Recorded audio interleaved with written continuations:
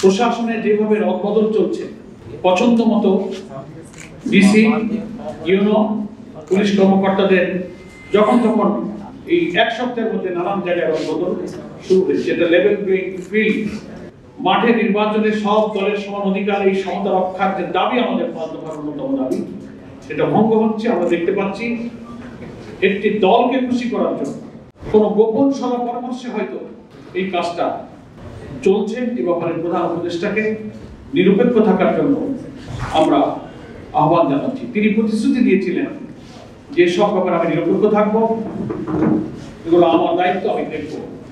কিন্তু তিনি কি কোন একটি বিশেষ দলের রাজনৈতিক প্রভাবের কাছে অসহায় বোধ করছেন? তাহলে জাতির কাছে তিনি হেড অফ দি গভর্নমেন্ট, ঐক্যবদ্ধ কমিশনার প্রধান হিসেবে তিনি জাতির কাছে তার কথা বলতে পারেন, জাতি তাকে সহযোগিতা করতে প্রস্তুত আছে। কিন্তু আমরা চাইবো নির্বাচনে যেন লেভেল প্লেইং ফিল্ডটা বজায় থাকে। দেশের অধিকাংশ জনগণের অনুভূতি, আকাঙ্ক্ষা সরকারের রিয়ালাইজ করা উচিত।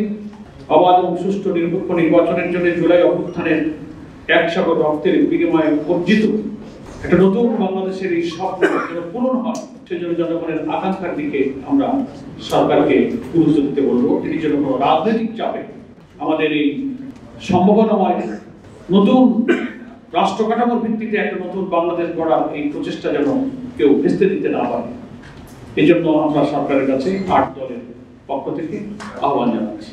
8 দলের শীর্ষ নেতৃবৃন্দ একমত হয়েছেন যে জুলাই সনদের আইনি ভিত্তিক প্রয়োজনে যে গণভোটটা যখন হবে, এই গণভোটে সংস্কারের পক্ষে আমরা সবাই হা বলব এবং জাতিকে আমরা হায়ের পক্ষে ভোট দেওয়ার জন্য উদ্বুদ্ধ করবো। কারণ আমরা সংস্কারের পক্ষে ছিলাম। গুরুত্বপূর্ণ মৌলিক যে সংস্কারগুলো গণভোটে যাচ্ছে কমিশনের পক্ষ থেকে, তার অনেক সংস্কারের ব্যাপারে একটি দল বিরোধিতা করেছিল। আমরা কিন্তু সেই সংস্কারগুলো চেয়েছিলাম। সেই কারণে আমরা এই সংস্কারের পক্ষে আছি এবং আমরা দেশবাসীকে এই সংস্কার প্রস্তাবের পক্ষে হা ভোট দেওয়ার জন্য একই সঙ্গে আমরা আহ্বান জানাতে থাকবো এবং সরকার যেন এই সংস্কার প্রস্তাবগুলো জাতির সামনে তুলে ধরেন যে কি কি সংস্কার করা হচ্ছে, কি বিদ্যমান রাষ্ট্র ব্যবস্থায় আছে আর কি নতুন হবে, চমৎকার করে সুলিখিতভাবে ওয়েবসাইটে হোক, ইলেকশন কমিশন তার ওয়েবসাইটে পাবলিক করতে পারেন, সরকার এবং প্রচারপত্র বিলি করে জাতীয় প্রচার মাধ্যমে ব্যাপকভাবে প্রচার করে জনগণ যেন এই সংস্কার প্রস্তাবের পক্ষে হা বলতে পারে, তার প্রয়োজনীয় উৎসাহ দেওয়া, প্রয়োজনীয় ব্যাখ্যা বিশ্লেষণ করে জিনিসটাকে সহজ করা দরকার।